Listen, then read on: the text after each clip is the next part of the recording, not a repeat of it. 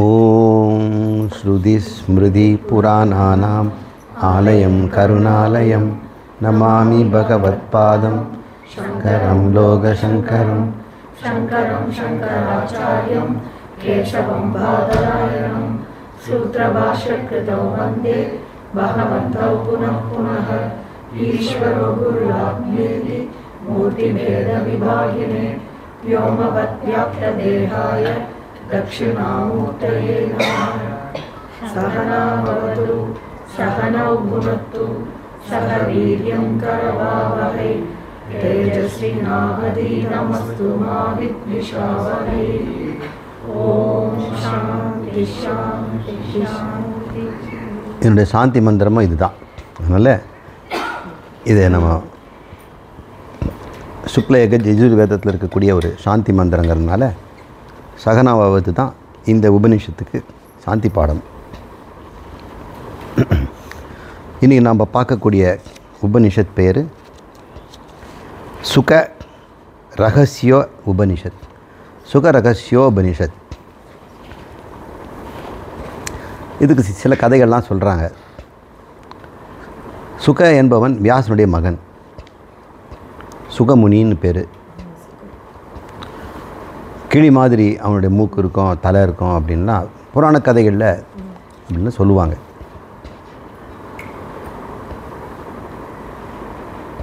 வியாசர் வேதங்களையாம் தொகுத்தார். வேதாந்தத்துக்கு மீமாம்சம் பண்ணார். பிரம்மசூத்திரங்கிறது அந்த மீமாம்சம். வாக்கியார்த்த நிர்ணயம், வேதாந்தத்தில் இருக்கக்கூடிய வாக்கியங்களுடைய அர்த்த நிர்ணயம் இதுதான் அப்படின்னு அவர் தான் நிர்ணயம் பண்ணி கொடுத்தார். நமக்கு அவர் சொல்ல நமக்கு தெரியாது. அதுக்கு பேர் மீமாம்சம்னு பேர். மீமாம்சம்னா வாக்கு அனலைஸ், வேர்ட் அனலைசிஸ். எப்போ எந்த வேர்டை அனலைஸ் பண்ணாலும் அதுக்கு நம்ம மீமாம்சம்னு சொல்ல முடியாது. தமிழில் கூட ஒரு சொல் வந்ததுன்னா அந்த சொல் பிறப்பியல் அப்படின்னு ஒரு இயல் இருக்குது. எட்டிமாலஜின்னு பேர். அதுக்கெல்லாம் நம்ம மீமாம்சம் சொல்லக்கூடாது. மீமாம்சம்னா வேதத்தில் சொல்லுக்கு யாராவது சொன்னால் தான் அது மீமாம்சம். அதனால் பூஜ்ய மீமாம்சம் அப்படின்னு பேர், பூஜிக்க தகுந்தது. அப்படிப்பட்ட வியாசர் பிரம்மஞானத்தையே கொடுத்தவர். தன் மகன் மீது ரொம்ப பற்று வச்சுருந்தார். மகனே மகனேன்னு கூப்பிட்டுக்கிட்டே இருப்பார். அவனும் வளர்ந்து இளைஞனாக இருக்கிறான். இது சும்மா இப்படி கொஞ்சிக்கிட்டே இருக்கிறாரு, ஒரு நாள் விட மாட்டேங்கிறாரு. இப்போ அவர் என்ன பண்ணால் இந்த கிளிகளுக்கெல்லாம் பேச கற்றுக் கொடுத்துட்டான். எங்கள் அப்பா இது மாதிரி கூப்பிட்டாருன்னா நீங்கள் பதில் சொல்லி நல்லா இருக்கிறேன்ப்பா அப்படின்னு பதில் சொல்லிட்டார். இப்போ வியாசர் மகனே அப்படின்னு கூப்பிடுவார். எல்லாமே இருக்கிறேன்ப்பா நல்லா இருக்கிறேன்ப்பா அப்படின்னு அதுக்கு பேச. இப்போ கிளிகள் மூலம் அவர் பேச வச்சதுனால அவர் கிளி முகம் அப்படின்னு நினச்சிட்டாங்க. முகம்னா வாயின்னு ஒரு அர்த்தம் இருக்குது. நமக்கு தமிழில் முகம்னா இது முகம். சமஸ்கிருதத்தில் முக அப்படின்னா மவுத். குருமுகமாக கற்றுக்கொள் அப்படின்னா குருவின் வாயிலாக கற்றுக்கொள். துவாரம் குருத்வாரேன, குருத்வாரா அப்படின்னு அங்கே ஒரு இடம் இருக்குது. குரு வாயில். அதனால் அவருக்கு சுகமுனின்னு பேர். அதனால் கிளி மூஞ்செல்லாம் அவர் கிடையாது. அவருக்கு கொடுக்கப்பட்ட உபதேசம் இது. அவர் அப்பாக்கிட்டும் கற்றுக்கிட்டார். சதாசிவன் சொல்லக்கூடிய நேரடி இறைவன்கிட்டே அவர் கற்றுக்கிட்டார். இப்போ நம்ம மந்திரங்களை பார்ப்போம். இதில் மகா வாக்கிய விளக்கம் இருக்குது. தத்துவமசி என்ற மகா வாக்கியத்தினுடைய ஒரு விளக்கம் கொடுப்பதாக இது இருக்கிறது. நேரடியாக சுகமுனியே போயிட்டார். அவருக்கு போய் அத்தியாரோபம் பண்ணுவாங்களா என்ன? அத்தியாரோபம்னா சிருஷ்டியை பற்றி பேசுகிறதோ, ஜீவனை பற்றி சம்சாரத்தை பற்றி பேசுகிறதோ அதெல்லாம் எதுவுமே இல்லை. நேரடியாக இதான் பிரம்மம், இதான் ஆத்மா, ஓடிப்போ, முடிஞ்சுது கிளாஸ். ஒரு உத்தம அதிகாரிக்கு பேசுகிறார். அதனால் இந்த தத்துவமசி தான் அதனுடைய மைய கருத்து. வேதத்தினுடைய மைய கருத்து அதுதான். கர்மகாண்டம் எவ்வளோ பெருசு இருந்தாலும் அதில் எவ்வளோ இருக்கலாம். ஆனாலும் அது சுற்றி வளைச்சி கடைசியில் தத்துவமசி சொல்கிறது தான். உனக்கு வாஜ்பேய யாகத்தை பண்ணு, அஸ்வமேத யாகத்தை பண்ணு, சோம யாகத்தை பண்ணு, ஜோதிஷ்டோமா பண்ணு, அக்னிஹோத்திரம் பண்ணு அப்படின்னு என்னென்னவோ பண்ணுங்குது. இவனை பண்ண வச்சு கடைசியில் சலிச்சு போய் என்ன இப்படியேன்னு செய்துட்ருக்கிற, நான் கேட்டது கொடுக்கவே இல்லையே, நீ உலகம் தருகிற, உடல் தருகிற, எல்லா சுகமும் தருகிற, நித்தியானது எங்கே போச்சு அப்படின்னு கேட்குறாரு. இன்னும் வேதத்தில் நிறைய இடத்துல சொல்லியிருக்குது. என்ன இப்போ வா வழிக்கு. அப்போ வேதாந்தத்தை ஒழுங்காக படி. இப்போ வேதத்தை அவன் படிக்கும்போது, வேதாந்தம் படிக்கும்போது அவன் நித்தியானந்தம் புரிஞ்சுக்கிறான். சாதாரண மக்கள் வந்து உலக வாழ்க்கையில் கர்மத்திலே வாழ்ந்து கர்மத்தினால் ஒரு நித்திய பொருள் கிடைக்காது. கர்மம் அநித்தியம், செய்த அளவு தான் அது கிடைக்கும். கர்மங்களும் விதவிதமாக இருக்குது, விதவிதமான பொருள் தான் கிடைக்கும். அப்போ நான் கேட்குற நித்திய வஸ்து கர்மத்தினால வராது. அநித்தியமான பொருள் எப்படி நித்தியத்தை உண்டாக்கும்? அழிஞ்சு போகிற பொருள் எப்படி அழியாத பொருளை உண்டாக்கும்? அப்படி ஒரு பொருளை உண்டாக்க முடியும்னா இது முதல் அழியாமல் இருக்கணும். இதுக்கே அழியறதுக்கு, அழிஞ்சு போக தன்னை காப்பாற்றிக்க முடியல, அவர் வந்து அழியாத பொருளை ஒரு உற்பத்தி பண்ணுவார். அதெல்லாம் முடியாது. வேணால் கலைஞர்கள் வேணும் சொல்லிடலாம், நான் அழிவதில்லையும், நான் படைப்பதினால் என் பேர் இறைவன் அப்படின்னு ஒருத்தர் பாடியிருக்கிறார் கண்ணதாசன். எல்லாமே அழியிற பொருள். கர்மத்தினால் அழிவு தான் உண்டாகும். கர்மமே அழியக்கூடியது. அது பல்யத்தே அனேன பலம். அது பல்யம்னா அழுகி போகிறது, அதனால் அதுக்கு பழம்னே பேர். பழத்துக்கு பழம்னாலே அழுகி போகுதுன்னு தான் அர்த்தம். இப்போ கர்ம பலன் அப்படி தானே இருக்கும், பல விதமாக இருக்கும், அளவு கூட ஏதாவது இருக்கும். இந்த ஞானம் ஒருத்தனுக்கு வரும் பொழுது இதைத்தான் ஞானங்கிறோம். ஒருத்தனுக்கு அனுபவத்தை ஞானமாக மாற்றணும். இந்த வாழ்நாள் முழுக்க ஜனங்க வந்து இந்த அனுபவ வேட்டையை ஆடிக்கொண்டு அனுபவத்தினால் கிடைக்கின்ற அற்ப ஆனந்தத்தை அனுபவித்து கொண்டு, அனுபவிக்கும் போதே இதை விட பெட்டர் ஆனந்தம் இருக்குதுன்னு சொல்லி இந்த ஆனந்தத்தின் மீது ஒரு அதிருப்தியோடு தான் இருக்கிறாங்க. இப்போது ஒவ்வொரு ஆனந்தமும் அவனுக்கு மனக்குறையை தான் காட்டிட்டு போகுது. டே, உன் மனம் பத்தலை, இந்த ஆனந்தம் கொடுத்து கூட நிறைவில்லாமல் இன்னொன்று தேடுற நீ, நாளைக்கும் வருவேங்கிற, நாளைக்கே வந்து அனுபவிப்பேங்கிற, இன்னொரு நாள் வச்சுக்கலாம், இன்னொரு நாள் அதுவும் செய்வோம், அதையும் பார்ப்போம், அந்த இடத்துல போய் பார்ப்போம், மேலே ஏறி நின்று பார்ப்போம் அப்படின்னு ஒவ்வொரு அனுபவத்தையும் அவன் வந்து பார்க்குறார். அதுலேருந்து ஒன்று தெரியுது, இந்த மனம் அனுபவத்தினால் நிறைவடையதில்லை. ஆல்டர்னேட்டர் 2 தான் இருக்குது, அனுபவம் அறிவு 2 தான் இருக்குதுங்க. நம்முடைய சைதன்யம் ஆத்மாவுக்கு எனக்கு 2 தான் கிடைக்கும், ஒன்று அனுபவம் இல்லைன்னா அறிவு. அனுபவத்தினால் ஆனந்தம் நிரந்தரம் கிடைக்கலன்னா அறிவினால் கிடைக்குமா அப்படின்னு யோசனை பண்ணான்னா அவன் அனுபவத்தை அறிவாகிட்டான்னு அர்த்தம். அவன் வந்து அனுபவத்தை அறிவாகிட்டான்.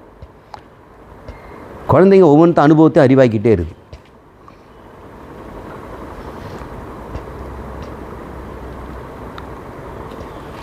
எண்பது வயசு அனுபவம் இருக்கிறவருக்கு 80 வயசு அறிவு இருக்கணும். ஆனால் இல்லை, 80 வயசில் என்ன அறிவு இருக்குங்க? 3 அறிவு இருக்கணும். இத்தனை வயசில் வரைக்கும் நான் அனுபவித்து பார்த்தேன், எந்த ஆனந்தமும் எனக்கு இன்னொரு ஆனந்தத்தை தான் காட்டி கொடுத்துட்டு இது ஒழிஞ்சுது. ஒவ்வொரு ஆனந்தமும் தனக்கு மேலே இன்னொன்று இருக்குதுங்கிறத ஒரு நினைப்பே எனக்கு வந்து வேதனை தருது. நான் வாங்கினது மாதிரியே சட்டையை இன்னொருத்த வாங்கி வச்சுருக்கிறான், இந்த ஆனந்தம் எனக்கு இல்லை, இதுக்கு மேலே ஒன்று இருக்குது, அவனுக்கு ஃபிட்டிங்காக இருக்குதுன்னு சொல்கிறாங்க, நீ இந்த கலர் உனக்கு சரியில்லைங்கிறாங்க. அதே சட்டை இன்னொன்று போட்டோம் சூப்பராக இருக்குங்கிறாங்க. எங்கே இருக்குது ஆனந்தம்? ஒரே பொருள் எனக்கு ஆனந்தம் தரல, இன்னொருத்துக்கு ஆனந்தம் தருதும் போது ஆனந்த வேட்டை நமக்கு இழப்பதில்லை. இதுலேருந்து என்ன தெரியுதுன்னா, மனம் அந்த கரணங்கிற அது ஒரு நான் தானே. அந்த கரணம் நான் எப்பொழுதுமே அந்த மனக்குறையோடு தான் இருக்குது, அது பூர்த்தியற்றதாக இருக்குது, அபூர்த்தியாக தான் இருக்குது. அந்த கரணம் எப்பவுமே அபூர்த்தி தான். அனுபவத்தால் அதை நிரப்ப முடியாது, ஆனால் அறிவால் நிரப்பிடலாம். இவன் 80 வயசு ஆன பிறகு எல்லாம் சொல்கிறான், இந்த அனுபவத்தில் நான் பார்க்காத அனுபவம் ஒன்றும் கிடையாது, எல்லாம் நிலையில்லாதான் மலை ஓடி போகுதுங்க. பகவானே எனக்கு ஏதாவது ஒரு நிலையாக கொடுப்பா அப்படின்னு அவர் கேட்குறார். அதுதான் உண்மையிலே விவேகம். அங்கே தான் அவன் உண்டாகிறான், அவனை அனுபவத்தை அறிவாக்கியிருக்கிறான். இப்போது இந்த சுகமுனி பல பிறவிகளில் அதை அனுபவித்து ஒரு வைராக்கியசாலியாக வந்திருக்கிறான். இந்த அனுபவத்தை தேடிக்கிட்டு நம்ம போயிட்டு இருந்தோம்னா இது அனுபவத்துக்கு எல்லை இல்லாமல் கிடக்குது, ஒன்றுமே நமக்கு பூர்த்தி கொடுக்காமலே போகுது. நீங்கள் கூட சமையல் பண்ணிவிட்டு இன்றைக்கி மாதிரி நல்லா சமைச்சதே கிடையாது, இன்றைக்கி தான் அப்படின்னு சந்தோஷமாக பண்ணியிருக்கீங்க வைங்க. அந்த சந்தோஷம் எவ்வளோ நேரம் இருக்குது? நாளைக்கு வருமானு சந்தேகம் இல்லை, அந்த நிமிஷமே போயிடும். அப்புறம் இதை விட அன்றைக்கி செய்து இன்றைக்கி பெட்டராக பண்ணியிருக்கிறேன், அப்புறம் இதுவும் கூட இன்னும் கூட பெட்டராக நான் பண்ணுவேன். பெயிண்டராக இருந்து நான் பெயிண்ட் பண்ணும்போது கடைசியில் முடிஞ்சு போச்சு, இனிமேல் டச் பண்ண வேண்டாம், எடுத்து முடிஞ்சுதோ அப்படின்னு யூஸ்வலாக சைன் பண்ணுவாங்க. சைன் பண்ணிட்டோம்னா பெயிண்டிங் ஓவர். அதனால் மனசுக்குள்ளே இன்னும் கொஞ்சம் கரெக்ஷன் இருக்குது, இன்னும் கொஞ்சம் கூட இது பெட்டராக பண்ணலாம், மறுபடியும் இதே நம்ம ரீடூ பண்ணி பண்ணலாமா அப்படின்னு ஒன்றுத்துலேயே இருக்க தான் பார்க்குறோம். கச்சேரியில் பாடினவங்க கூட 1000 பேர் கைத்தட்டி இருந்தால் கூட அவனுக்கு தெரியும் இன்னும் கூட 4 வந்து பாட முடியும், ஒரு 2 மணி நேரத்தில் கொஞ்சம் பிசைக்கிடுச்சு அப்படின்னு அவனுக்கு தெரியுது. ஆனந்தங்கள் எப்போவுமே இதை விட இன்னொன்று இருக்கிறது என்கின்ற உணர்வோடு தான் அது இருக்குது. அதுதான் நம்முடைய ஆனந்தம், நம்ம உணர்கின்ற புத்திகத ஆனந்தம், அந்த கரண ஆனந்தம். அந்த கரண ஆனந்தம் எப்பொழுதுமே இதற்கு மேல் ஒரு ஆனந்தம் உண்டு அப்படின்னு முடிவு பண்ணிட்டு தான் அது அனுபவிக்குது. இவனும் அதை தாண்டிய ஒரு வைராகி, விவேகி. அதனால் சதாசிவன் நேரடியாக அவருக்கு டீச் பண்ணுறார். நாமெல்லாம் சுக முனிவராக இருந்து நேரடியாக சதாசிவன்கிட்ட கேட்குறோம், அப்படி தான் நம்ம நினைக்கணும். ஒவ்வொரு உபநிஷத்தை யாருக்கு சொன்னாங்க, யார் சொல்கிறாங்கங்கிறது ரொம்ப முக்கியம். அப்பேற்பட்டவங்க பேசிக்கிட்ட பேச்சியாக நம்ம பேசுகிறோம்.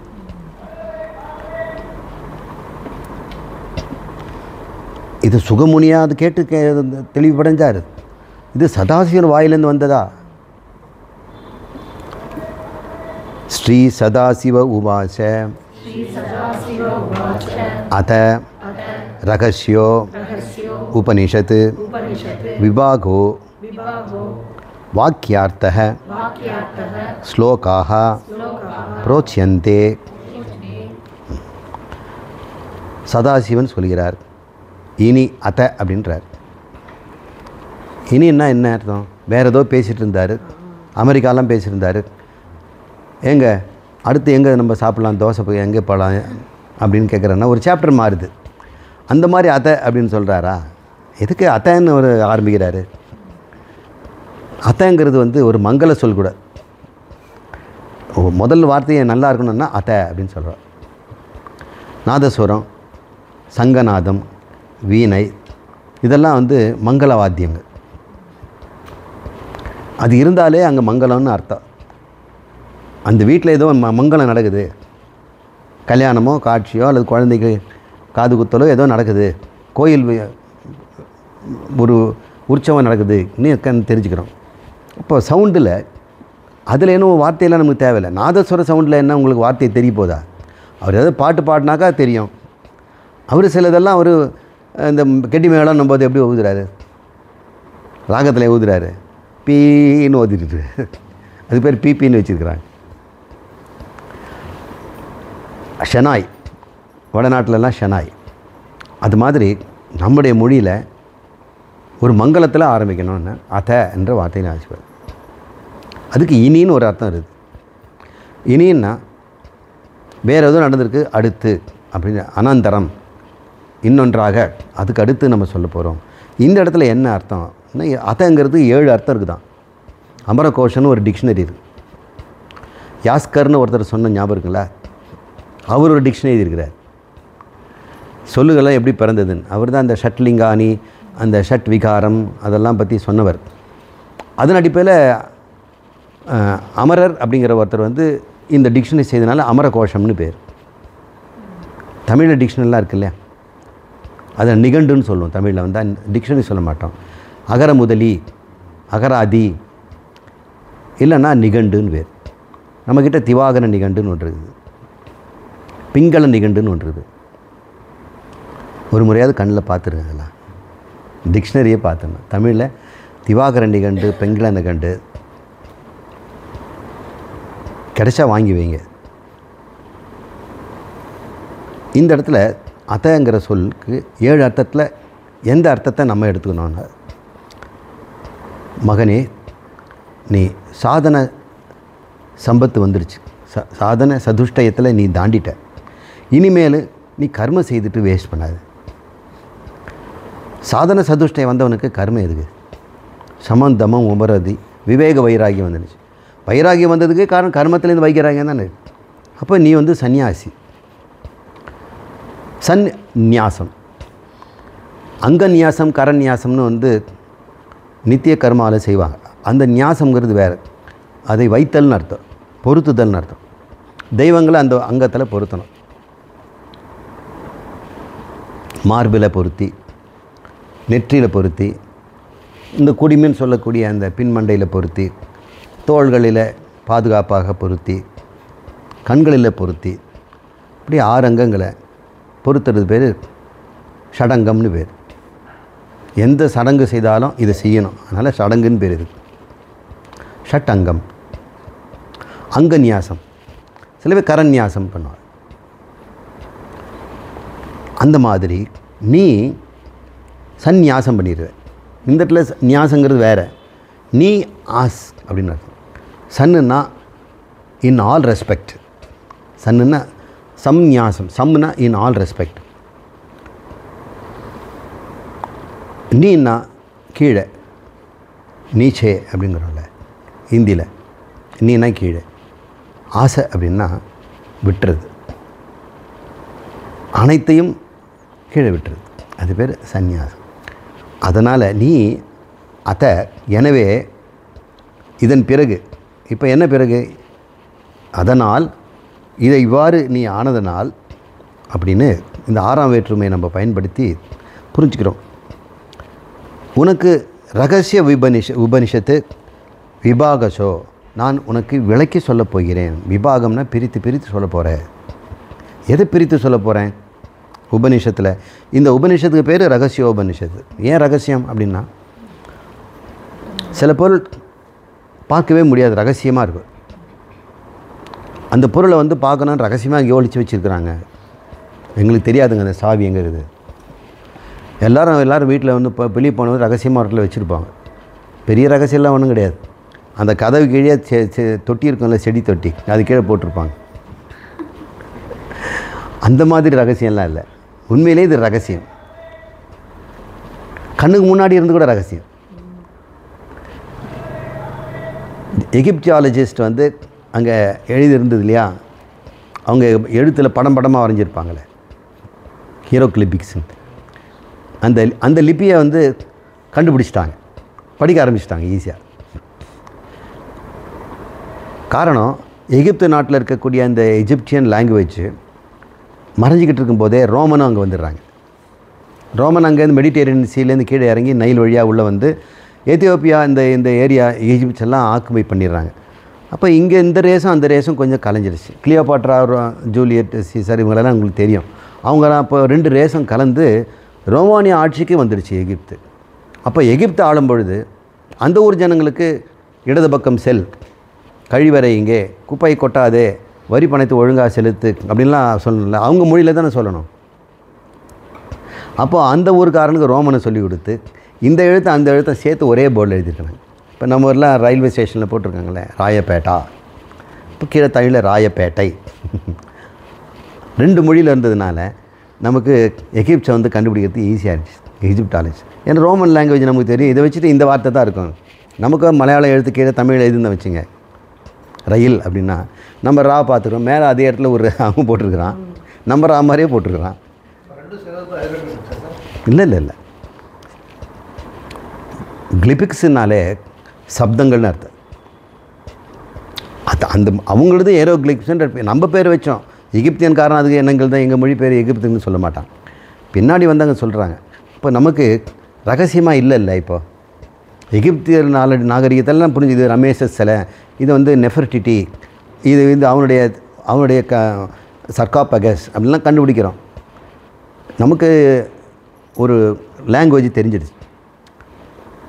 சிந்து நதி சமவெளி நாகரிகம் இருக்கு இல்லையா, அங்கே நிறைய எழுத்துக்கள்லாம் இருக்குது. அந்த எழுத்து இன்றைக்கு வரைக்கும் கண்டுபிடிக்கும். கொட்டையாக எழுதி போட்டாலும் அது ரகசியமாக தான் இருக்குது. அதனால் ரகசியம்னா என்னென்னா எங்கேயோ மறைஞ்சிருக்குதுன்னு அர்த்தம் இல்லை, அது விளக்கப்படாததாக இருக்குது. அந்த விதத்தில் இந்த உபனிஷத்து எல்லாமே தத்துவமசின்றெல்லாம் பேர் வச்சுருக்காங்க. பிரம்மம் ஊதுபத்தி பிரம்மம் வச்சுருக்கிறான். தத்துவமசி சோப்புக்கு ஒருத்தன் தத்துவமசின்னு பேர் வைக்கலாம். அதனாலேயே அது வந்து டிவிலெல்லாம் வரலாம்.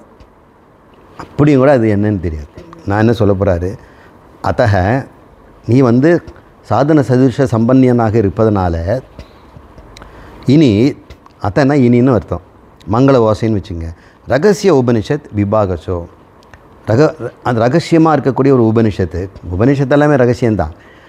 அதை சொல்ல போகிற எதை பண்ண விபாகசோ வாக்கியார்த்தத்தை சொல்ல போகிறேன். எந்த வாக்கியார்த்தம்? மகா வாக்கியார்த்தம் சொல்ல போகிறேன்.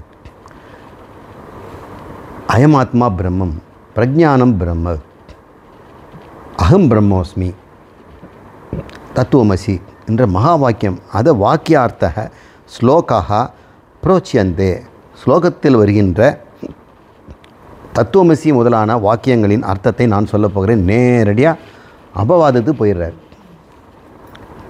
அதனால் இது கொஞ்சம் உத்தம அதிகாரிகள் தான் இந்த பாடம்.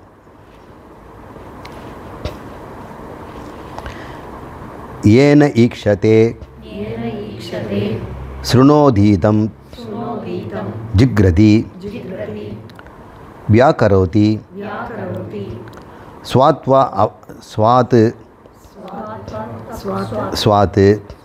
அஸ்வாத், ரெண்டுத்தையும் சேர்த்து படிக்கணும். இங்கே ஸ்வாத் அஸ்வாத் அப்படின்னு.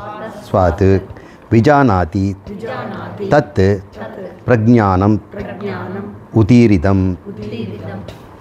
இப்போ ஒரு சொல்ல நம்ம பார்ப்போம்.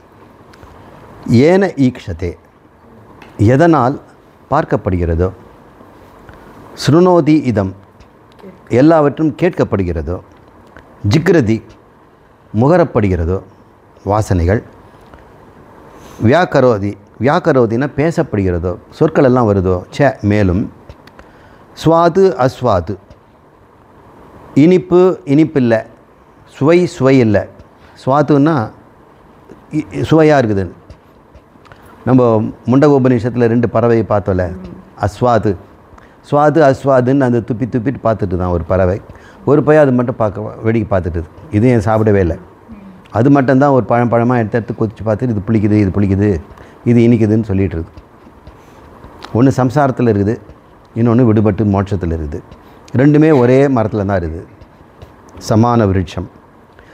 அது மாதிரி சுவையாகும் சுவை இல்லாததையும் கூட விஜானாத்தி, எது அறிகிறதோ அப்படின்னு உங்ககிட்டேருந்து ஆரம்பிக்கிறார். சுக வாடா, எதனால் உன் கண் பார்க்கிறது அப்படின்னு கேட்குறான். எதனால் கண் பார்க்குது? கண்ணு திறந்துக்கிறதுனால பார்க்குது. கண்ணு பார்க்குதா? இப்போ கண்ணுக்குள்ளேருந்து ஏதோ பார்க்குது. பிரெயின் அப்படின்னு அவன் சொல்லியிருப்பான் சதாசிவர்கிட்ட. ஏன்னா அவன் மெடிசின் படிச்சிருப்பான். அப்போ பிரெயின் தான் பார்த்துதா? பிரெயினில் பார்த்தவன் எங்கே இருக்கிறான் காட்டு. இப்போ பிரெயினுக்குள்ளே அவன் போய் தேடி பார்க்குறான், ஏன் பிரெயினில் எங்கே இருக்குது? பிரெயின் வந்து ஒரு மாமிசமாக இருக்குது. அது மேக்ஸிமம் என்ன அதில் நடக்கும்? ஏதோ கெமிக்கல் ரியாக்ஷன்ஸ் எல்லாம் நடக்கும். கெமிக்கல் ரியாக்ஷன்ஸ் நடந்ததுன்னா அந்த நிகழ்ச்சியே அது அறியுமா? சம்பவமே அந்த அறியுமா? சம்பவத்தை அறியணும், சாட்சியால் இருக்கணும். ஒரு சம்பவம் நடந்ததுன்னா அந்த சம்பவத்துக்கு வெளியே இருக்கிறவன் தான் அதை பார்க்க முடியும். சம்பவத்துக்குள்ளே இருக்கிறதே இருக்காது. அந்த நிகழ்ச்சிக்குள்ளே இருக்கிறது அந்த நிகழ்ச்சியே அறியாது. அந்த நிகழ்ச்சிக்குள்ளே இருக்கிற பொருளெல்லாம் தோன்றி மறையுது. ஒன்று தோன்றிய பிறகு, இப்போ நான் ஆத்மா இது மாதிரி தோன்றி மறையிறதுன்னு வைங்க. புத்த மதத்தில் அப்படி தான் சொல்கிறாங்க. சனிக விஞ்ஞானங்கிறார். ஆத்மா தோன்றியதுன்னு தோன்றி மறையுதுங்கிறார். அப்போ நானுங்கிறது ஆத்மா. நான் பேசுறது உனக்கு புரியுதா? நல்லா புரியுதுங்க. எந்த ஆத்மாவுக்கு புரிஞ்சுது? எந்த ஆத்மா? அது கேட்கும்போதே ஒரு ஆத்மா தோன்றி மறைஞ்சிடுச்சு. அப்போ நீ பார்க்குற காட்சி, இங்கே பார்க்குற, அதை பார்க்குற, இதை பார்க்குற, அதெல்லாம் பார்க்குறது கண்ணுன்னு சொன்னார். இது தோன்றி மறைஞ்சதெல்லாம் ஒருத்தன் பார்க்கணும் இல்லை? அப்போ எந்த கண்ணு பார்த்துச்சு? செவ பார்த்த கண்ணு தான் பச்சையும் பார்க்குது. அப்போது ஒரு கண் எல்லாத்தையும் பார்க்குது. காட்சிகள் தோன்றி மறையுது, கண் தோன்றி மறையிறதில்ல. ஆனால் கண்ணும் கூட தோன்றி மறையுது. கண்ணில் ஏதாவது அழுக்கப்பட்டதுன்னா கசைக்கிறோம், கண் தெரியலங்கிறோம், கண்ணாடி போட்டோன்னு தெரியுதுங்கிறோம். அப்போ கண்ணையும் யாரோ பார்க்குறாங்க. இப்போ ஏதோ ஒன்று தோன்றி மறைவதை தோன்றி மறையாது தான் பார்க்க முடியும். தோற்றமும் மறைவும் இல்லாமல் இருக்கிறதுனால ஆத்மா தோன்றி மறையதாக இருக்கவே முடியாது. அப்போ நானுங்கிறது தோன்றி மறையும் வஸ்து அல்ல. தோன்றி மறையும் வஸ்துன்னா யார்கிட்டையும் எதுவும் பேசவே முடியாது. கேட்டவன் காண போயிடுவான். அப்போ ஒரு சென்டென்ஸு கூட நம்மளால் முடிக்கிறதுக்கு முன்னாடி அந்த சென்டென்ஸாகவே தெரியாது. ஒரு சப்தம் கேட்டதுன்னு கூட சொன்னவன் அவன் போயிட்டான். அப்படி ஒரு நான் இருக்கவே முடியாது. அதெல்லாம் புத்தர் எப்படி தான் அதை ஒத்துக்கிட்டாரு. நான் என்பது தோன்றி மறைகின்ற சணிகம். அதனால் ஒரு புத்தி பேசுகிறதுனால புத்திவாதம், புத்தி தான் ஆத்மான்னு சொல்லிட்டார். அதனால் ஒரு புத்தர்னு பேர். அந்த புத்தி தத்துவம் தான் ஆத்மா. அந்த புத்தி தத்துவம் எப்படிப்பட்டது? அது சணிகம் விஞ்ஞானம். விஞ்ஞானம்னா அறிவு. அது தோன்றி மறைகின்ற அறிவு.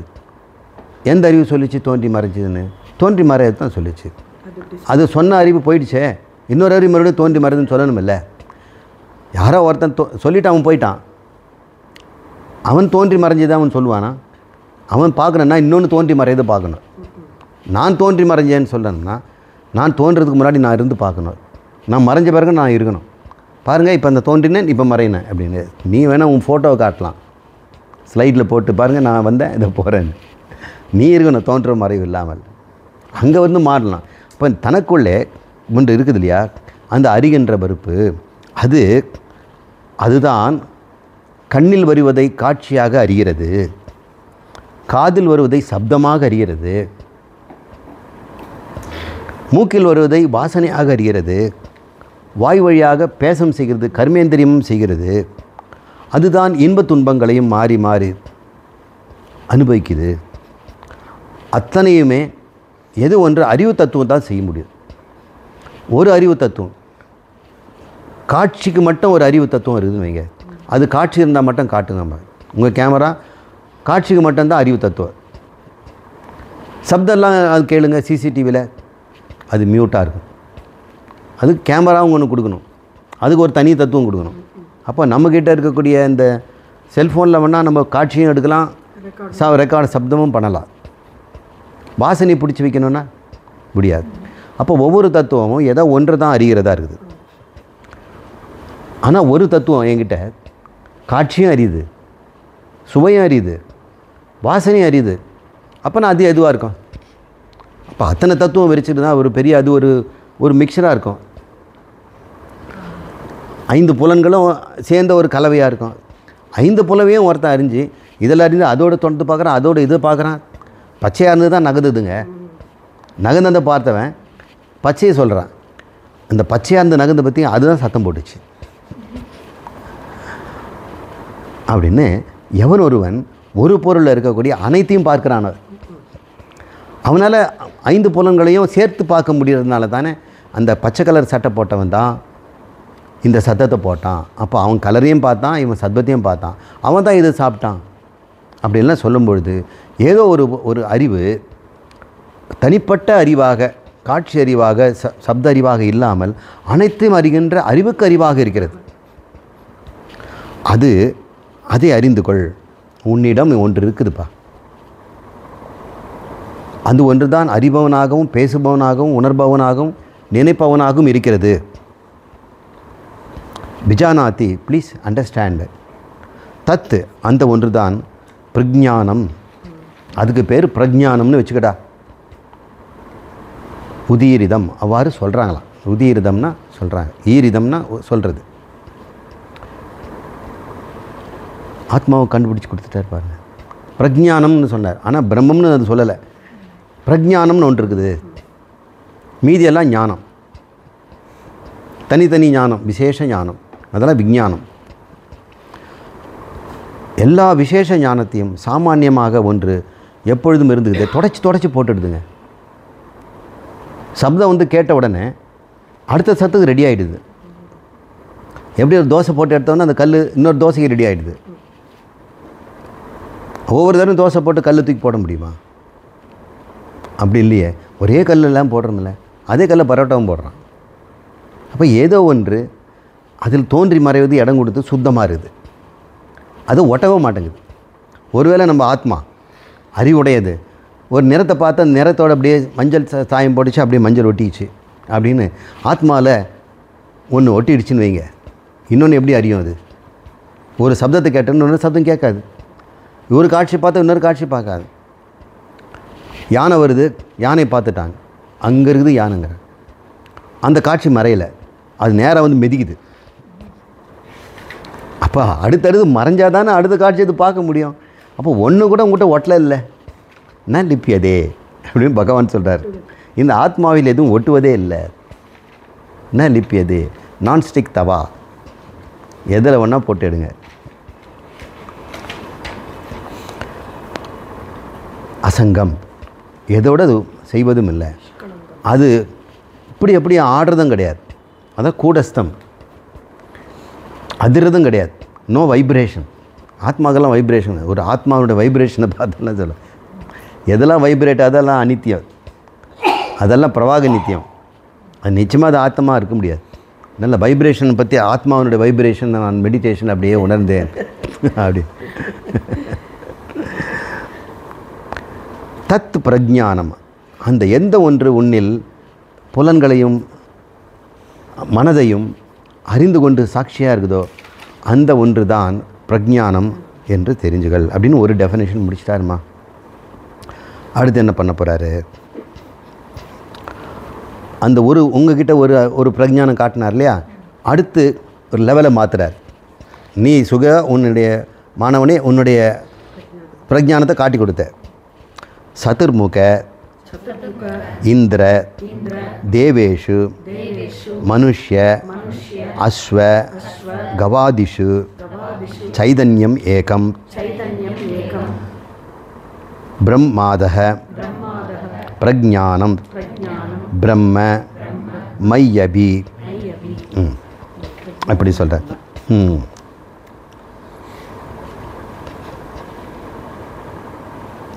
இப்போ சதாதிசம் சொல்கிறார், டேய் இந்த சதுர்முகன், இந்த கமலாசனத்தில் இருக்கக்கூடிய இந்த பிரம்மாஜி, அந்த பையனுக்கு ஒரு பிரஜானம் இருக்குது, அவனுக்கு இருக்கும் இல்லை, அவனை 4 தலை வழியாக பார்க்குறவன், இப்போ 8 கண்ணில் பார்க்குறான். தேவேஷு இந்திர தேவேஷு சதுர்முக இந்திர, சதுர்முகன் தான் இருக்கிறதுலே பிரஜாபதி, முதல் தோன்றியவன், இரண்ய கர்ப்பன். அவனுக்கு கூட பிரஜானம் ஒன்று இருந்தால் தான் அவனுக்கு அறிவெல்லாம் வரும், அறிவே அதுதான். இந்திரன் முதலான தேவர்களுக்கும் கூட சரி, மனுஷனுக்கும் அஸ்வன் என்ன குதிரை, எல்லாம் எக்ஸாம்பிள் சொல்கிறார். கவாதிஷு, கவான்னா பசு, குதிரை காவ், பசு, எல்லாருக்கும் அந்த சைதன்யம் ஏகம், அந்த உள்ளே இருந்து அறிகின்ற வஸ்து ஒன்று தாண்டா. அது எதுவும் ஒட்டாததுனால ஆளாளுக்கு தனித்தனியாக இருக்க வேண்டிய அவசியம் இல்லை. அவரது ஒட்டிடுச்சுங்க நான் தொடமாட்டேன் தீண்ட மாட்டேன் அப்படின்னுலாம் கிடையாது. அதில் எதுலேயும் ஒட்டலது இல்லைல்ல. அப்போ உனக்கு இருக்கிற பிரஜானத்தை அவனுக்கு கொடுக்கலாம் இல்லை. இப்போ எல்லாருக்கும் இருக்கிற பிரஜானம் யாராலும் தீண்டப்படலை. இவன் பாவி, இவன் உத்தமன், உத்தமனுடைய ஆத்மா, அவனுடைய ஆத்மாவை எனக்கு இருக்குது அப்படின்னு சொல்லு. பிரஜானம் எல்லாருக்கும் ஒன்று தாண்டா, ஒரே தன்மையாக தான் இருக்குது. பிரஜானம் ஏகம். ஏன் நீ வேண்டான்லாம் சொல்ல முடியாது. வேணும்னா எனக்கு இந்த பிரஜானம் தான் வேணும், அந்த பிரஜானம் வேணும், ஸ்பெஷாலிட்டியெல்லாம் கிடையாது. சரீரம் நீ எவ்வளோ வேணா கேட்டுக்கோ, இந்த சரீரம் கேளு, அந்த சரீரம் கேளு, மாடு வேணுமா பசு வேணுமா, அவர் சொல்கிற இந்திரன்லேருந்து தேவனு எந்த சரீரம் வேணால் கொடுக்குறேன், ஆனால் உள்ளே இருக்கிற பொருள் ஒன்று தான் கொடுப்பேன். சாமி எனக்கு உள்ளே இருக்கிற பொருளை கொடுத்துருங்க, இந்த உடம்பெல்லாம் எனக்கு வேண்டாம், எனக்கு உடம்போட பேக்கேஜில் எனக்கு வரணும். இப்போ நம்ம பேக்கேஜ் தான் கேட்குறோம்.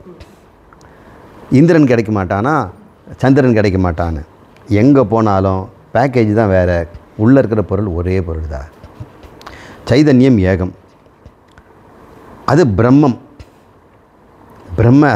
அதுதானே கடவுள், அதுதான் பிரஜானம். சைதன்யம் ஏகம் பிரம்ம, அதக பிரஜானம், அந்த பிரம்மம் பிரம்ம மையபி அப்படின்னு சதாசிவன் தன்னை காட்டுறார். மாணவனே, எனக்குள்ளே இருக்கிறதும் அதுதான்டா. உனக்குள்ளே தான் காமிச்சு கொடுத்தாரு. முதல் சென்டென்ஸில் அவனுக்கு சொல்லிட்டார், எதனால் நீ பார்க்கிறாயோ, எதனால் நீ கேட்கிறாயோ, எதனால் அது மாறப்படாமல் பாதிக்கப்படாமல் சுத்த சத்துவமாக தெளிவாக இருக்கின்ற அந்த சைதன்யம் எதுவோ அது பிரஜானம்டா. அந்த பிரஜானம் இவங்களுக்கெல்லாம் இருக்குது, அதுதான் எனக்குள்ளும் இருக்கிறது.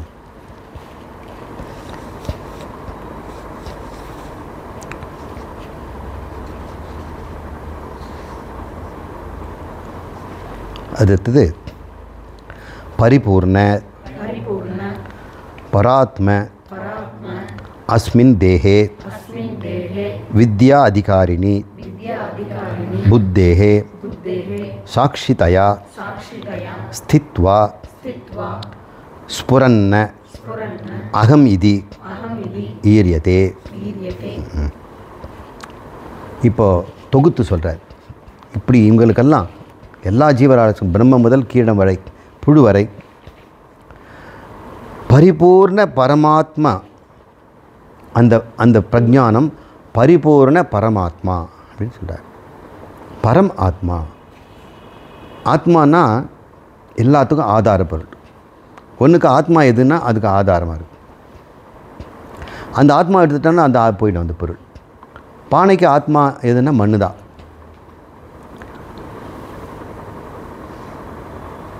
துணிக்கு ஆத்மா பஞ்சு, நாற்காலிகளுக்கெல்லாம் மரம், இல்லை பிளாஸ்டிக்கு.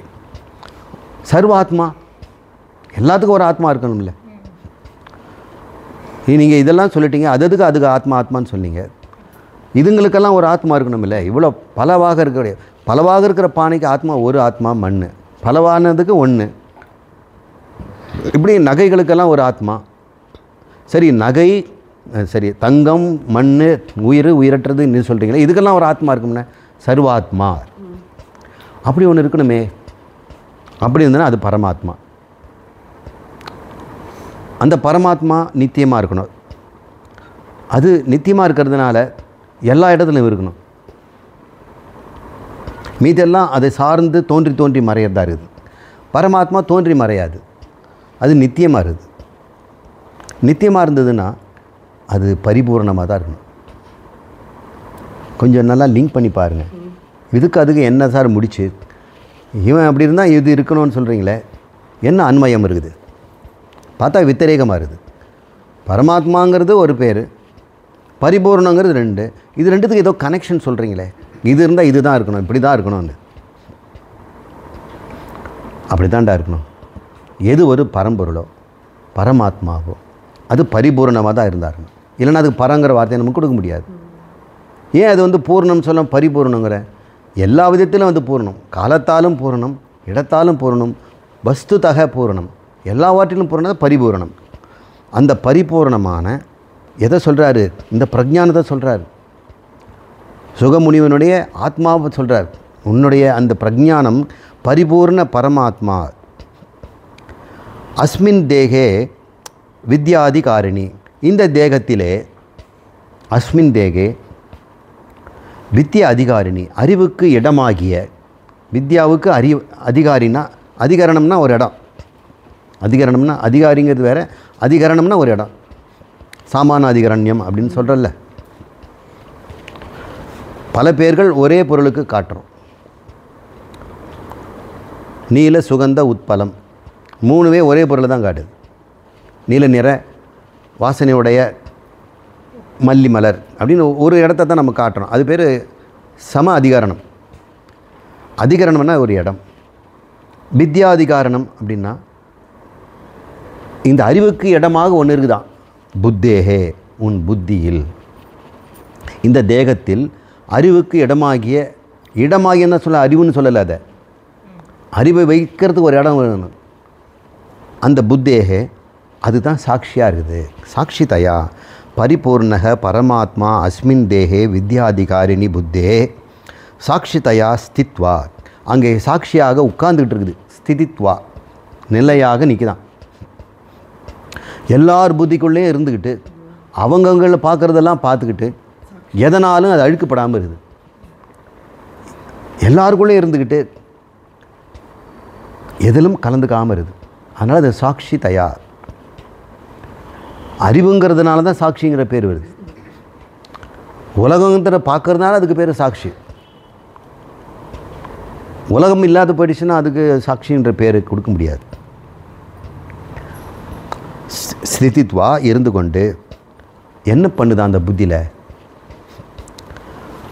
ஸ்புரன்னம் அகம் இது ஈரியதே, நான் நான் என்று அது சொல்லி கொண்டிருக்கிறதுரா. எத்தனை தடவை சொல்லியிருக்கோம், நானுங்கிறது ஆத்மா, ஒத்துக்குங்க ஒத்துக்குங்க ஒத்துக்குன்னு. ஆத்மாவை தேடுறான், ஆத்மாவை தேடுறான், ஆத்மா தன்னை தேடிட்டு இருக்கான். ஆனந்தத்தை தேடுறான், ஆனந்தத்தை தேடுறான். தன் பேர் தான் ஆனந்தம், ஆத்மா தான் ஆனந்தம். ஆனந்த தேடுறதுக்கு தானே உலகத்தில் ஆனந்த வேட்டை, உலகம் முழுக்க அனுபவ ஆனந்த வேட்டை.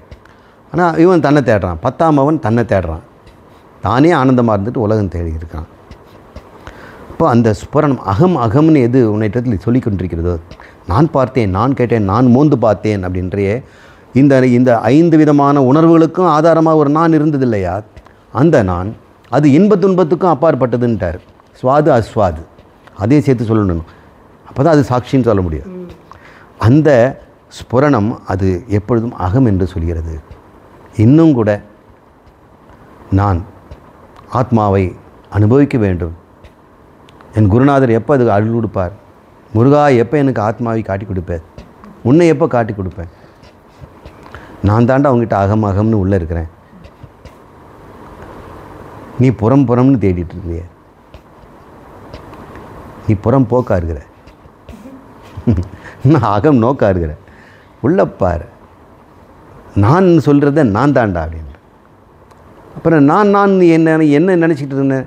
நீ நினச்சது என்ன இல்லை, உன் சரீரத்தை நீ அத்தியாசம் பண்ணிக்கிட்ட.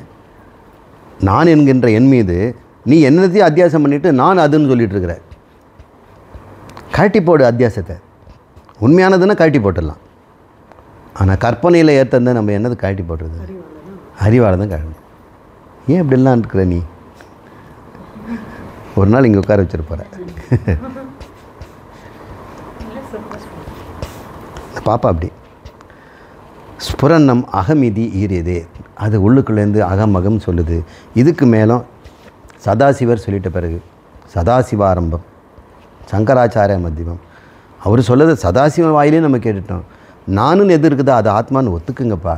அது எனக்கும் உனக்கும் எல்லாருக்கும் ஒன்று தான். அது பரமாத்மா.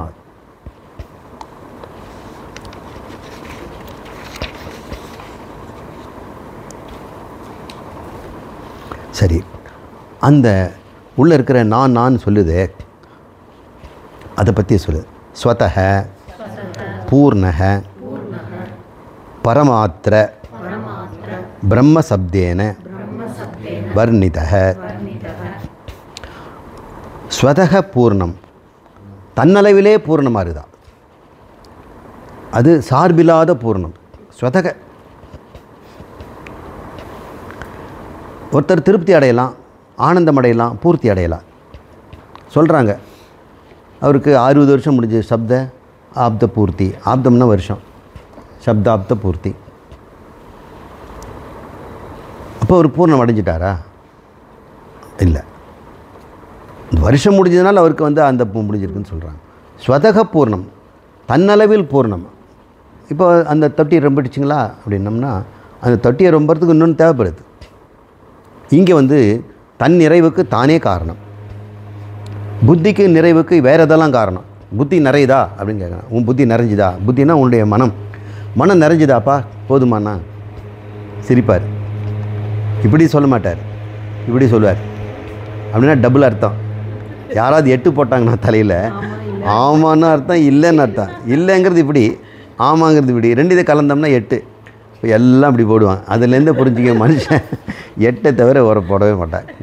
வாழ்க்கையில் 8 இருக்குது தெரிஞ்சுக்கோங்கிறாங்க. 8 புரிஞ்சுக்கோங்க. இவன் எட்டிக்கிட்டே இருப்பான் எட்டாததுக்கு. இப்படி அவன் எப்பொழுதுமே பூர்ணம் அடையிறதில்லை. இன்னொன்றால் தான் பூர்ணம் அடைஞ்சிட்டு இருந்தான். கல்யாணம் பண்ணிட்டோம்னா இன்னொன்றால், அந்த பொண்ணால் நான் பூர்ணமாக இருந்தேன். எனக்கு 6 பொண்ணாக பிறந்துடுச்சுங்க. அப்புறம் என்ன பண்ணுங்க? 7வது அதுவும் பொண்ணாக தான் பிறந்தது. என்ன பேர் வச்சுருங்க? மங்களான்னு பேர் வச்சுருக்கிறேன். போதும்னு அர்த்தம். மங்களம்னா போதும். அப்போவாது திருப்தி அடைகிறாரா? போதும்னு சொல்கிறது. இன்னொரு பையன் கிடைக்க மாட்டான்னா இனிமேல் சோதனை பண்ணுறதுலாம் முடியாதப்பா, வேணால் தத்துவம்னா எடுத்துக்கலாம், மருமகனை மகனாக வச்சுக்கலாம் அப்படின்னு வந்தேன். ஆனால் இது இன்னொன்றால் பூர்ணம் அடையிறதில்லை, சார்புடைய பூர்ணம் இல்லை. அதை புண்ணிக்கிட்டானோ அவனுக்கு பூர்ணம் போயிடும். அவர் ரொம்ப ஹாப்பியாக இருக்கிறாரு, அதை எடுத்துருங்க சார், அப்போ தெரியும் பாருங்கள். ஏதாவது ஒரு முட்டு கொடுத்துட்டு தான் நிற்பாங்க. எல்லாம் வந்து சொந்தங்கிற முட்டு, பணங்கிற முட்டு, பதவிங்கிற முட்டு, அப்புறம் ஒரு அதிகாரங்கிற முட்டு, இந்த முட்டு கொடுத்துட்டு தான் அவங்க ஆனந்தமாக இருக்கிறாங்க. முட்டை நீக்கிட்டோம்னா பொத்துன்னு கீழே விழுந்துருவாங்க. இது எது நீக்கினாலும் அது நிற்கும். ஸ்வதபூர்ணம்.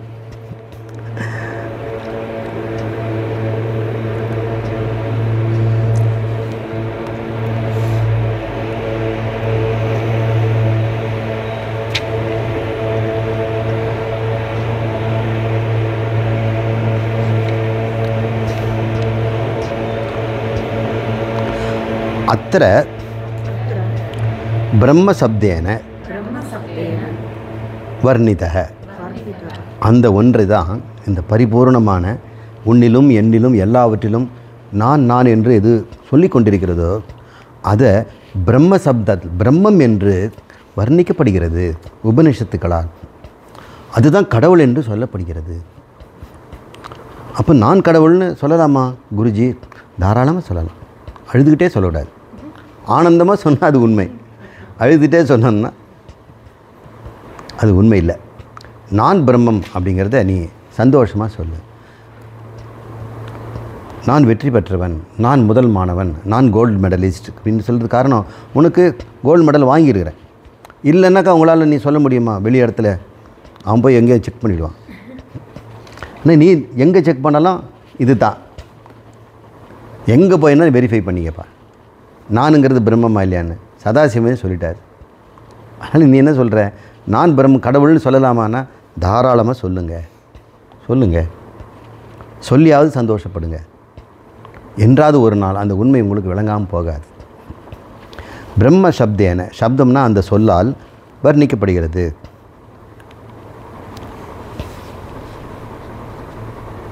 அதனால் அவர் சொல்கிறாரு,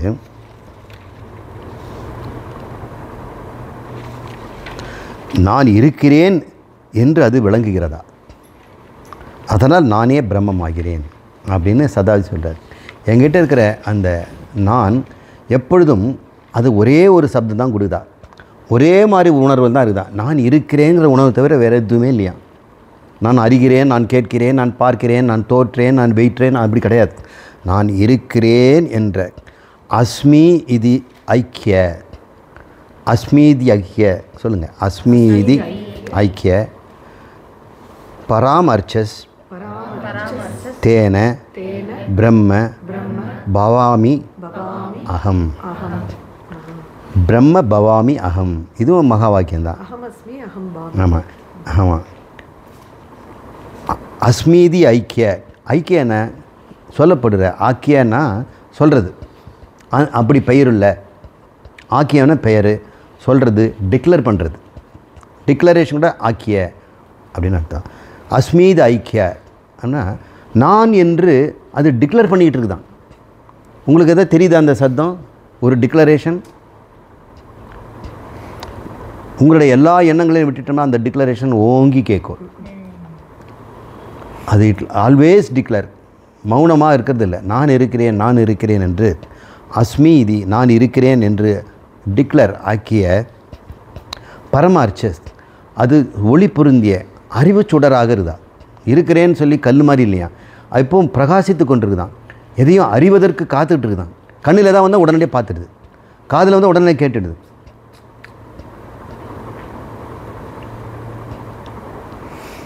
எங்கேயோ ஒரு கேலக்ஸி நீங்கள் பார்த்தீங்கன்னா உடனடியாக அது காக்காது.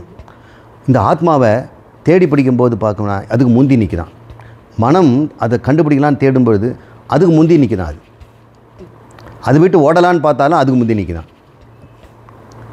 மனம் எங்கேயாவது ஓடலான்னு பார்த்தா அதுக்குள்ளே தான் ஓட முடியுது, அதுக்கு முந்தி நிற்கிறது அப்படின்னு சொல்கிறாங்க. அது அக்ரே, மனோ அக்ரே. அஸ்மித்தை ஆக்கிய பரம அர்ச்சஸ், அதுதான் உள்ளுக்கொண்ட அந்த அறிவு பிரகாசமாக இருக்கிறது அப்படிப்பட்ட தேனை, அப்படிப்பட்ட பிரம்மம், அப்படிப்பட்ட கடவுள் பவாமி அகம், நானாக இருக்கிறேன்டா அப்படின்னு தன்னை கடவுள்னு சொல்கிறார். நிறைய இடத்துல பகவானும் பகவத்கீதையில் அப்படி தான் சொல்கிறார். என்னையே சரணடை, என்னையே விரும்பு. அந்த ஞானியும் நானும் வேற இல்லை, நானே அவன் அப்படின்னு நானுங்கிறத கடவுளுங்கிற வார்த்தையில் தான் சொல்கிறார். அடுத்து அவர் கிருஷ்ணன் உவாச்சன்னு வரல, பகவான் உவாச்சன்னு தான் வருது. பகவான் பேசுகிறார். சரி, இப்போது இது வரைக்கும் அழகாக ஐக்கியம் பண்ணியாச்சு. தனித்தனியாக நீங்கள் எதெல்லாம் பார்க்குறீங்க, அந்த ஆத்மாலாம் ஒரே பரமாத்மா தான். அது பிரஜான ஸ்வரூபமாக இருக்குது, பரிபூரணமாக இருக்கிறது. அது நான் என்று உனக்கிட்ட ஒரு அறிவுறுத்தலாக இருந்து கொண்டே இருக்கிறது. அந்த உணர்வை நீ விட்டு விலகியதே இல்லை.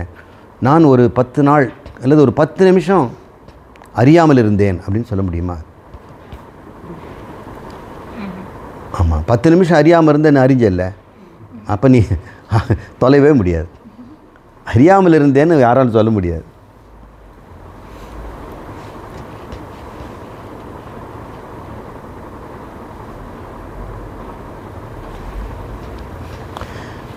ஏகம் ஏவ அத்விதீயம்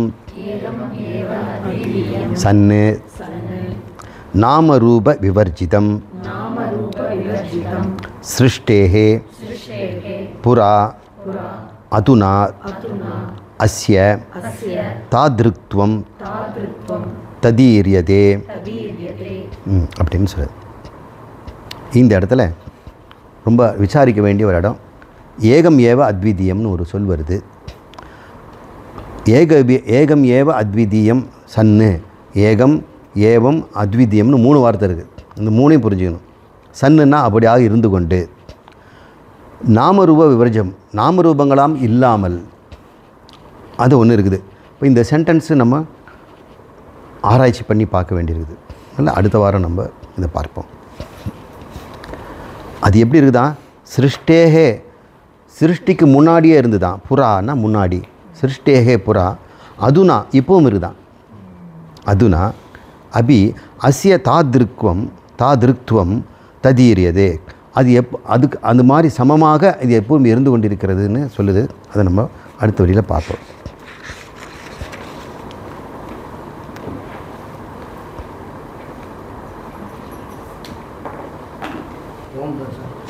எப்படிங்க?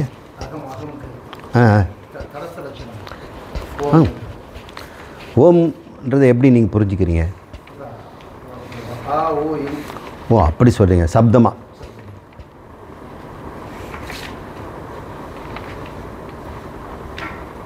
அது தடச லட்சணங்கிறது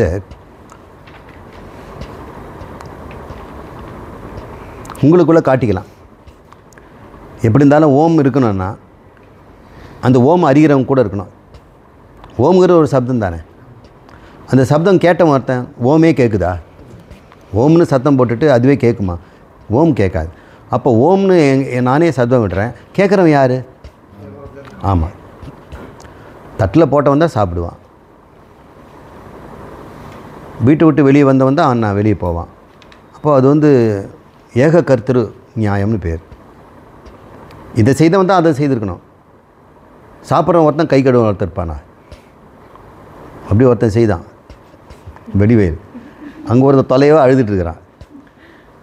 அது ஏன் குருஜி அங்கே ஒருத்தன் அழறான்னு? அது வேறு டிபார்ட்மெண்ட். எனக்கு அழறதுக்குன்னு ஒருத்தர் வச்சுக்கிறான். இவர் அழவிட மாட்டார். வேதத்தில் ஏக கர்த்திரு நியாயம்னு ஒன்று இருக்குது. ஒரு வேலை செய்தவன் தான் அடுத்த வேலை செய்யணும் யஜ்ஞத்தில். அப்போ தான் அவனுக்கு பலன் உண்டு. இந்த செய்தவன் தான் அதை செய்யணும், அதை செய்யணும் தான் அது உண்டு. சந்தியாவந்தனம் பண்ணுறோம், அக்னிஹோத்திரம் பண்ணலாம். அக்னிஹோத்திரம் பண்ணது தான் தர்ஷபூர்ஷ மாதம் செய்யலாம், தர்ஷபூர்ஷ மாதம். அது செய்தவன் தான் சோமயாகம் பண்ணலாம், அவன் தான் ஜோதிஷ்டோமா பண்ணலாம். அப்போது ஜோதிஷ்டமா பண்ணால் இதெல்லாம் நீ பண்ணியிருக்கணும். இப்போ அவர் நிறைய பேர் பண்ணியிருக்கிறாங்க. சார் எங்கள் ஜோதிஷ்டோமா நான் இது மட்டும் பண்ணிகிட்ருக்கிறேன்னு. ஏக கர்த்திரு நியாயம், நீ தான் அதை செய்யணும். ஆளாளுக்கு பிரித்து கொடுத்துட முடியாது. நீங்கள் வெங்காயம் வெட்டுங்க, நான் கத்திரிக்காய் செய்கிறேன் அப்படின்லாம் அதெல்லாம் கிடையாது. உனக்கு பலன் வேணும்னா இந்த கண்டினியூட்டி இருக்கணும். அந்த மாதிரி இங்கே ஓம்ன்றது யாரோ ஒருத்தர் ஓம் சொன்னால் நான் கேட்டேனா? நானே உண்டாக்கி நானே கேட்குறேன். அப்போ நான் யார்? சிருஷ்டிகர்த்தா, லயகர்த்தா, ரெண்டுத்துக்கும் நான் தான் கர்த்தா. அப்போ கர்த்தாவா ஆத்மா? செய்யப்பட்டது எப்படிப்பட்டதுன்னு சொன்னால் கர்த்தான்னு சொல்கிறேன். செய்யப்பட்டது பொய்ன்னா பொய்யான கர்த்தா. உண்மையான சிருஷ்டியாக இருந்ததுன்னா அவர் வந்து சிருஷ்டிகர்த்தா அப்படின்ற வந்துடும். அப்போது கர்த்தா போக்தாவாகிடும். ஏன்னா கர்த்தா போக்தாங்கிறது ரொம்ப முக்கியமான சொல், ஆத்மா கிடையாது. அப்போ ஓங்காரத்தை அது உண்டாக்குதுன்னா அப்போ கர்த்தா இல்லையா? இன்னும் உண்டாக்கப்பட்டதனுடைய தன்மையை வச்சு பார்த்தோம்னா அது கர்த்தா இல்லை. ஏன்னா உண்டாக்கவே இல்லையே, அது தனக்குள்ளே இருக்க மாற்றத்தை தான் சொல்லுது. அப்போ தனக்குள்ளே மாறிட்டு இருக்குதா அப்படின்னா அது பரிணாமம் ஆகிடுமே, அது விகாரம் ஆகிடுமே. அதெல்லாம் தான் அது ஏகம் ஏவ அத்விதீயத்தில் நம்ம பார்ப்போம். சரி, கேள்வி பதில் போகலாம்.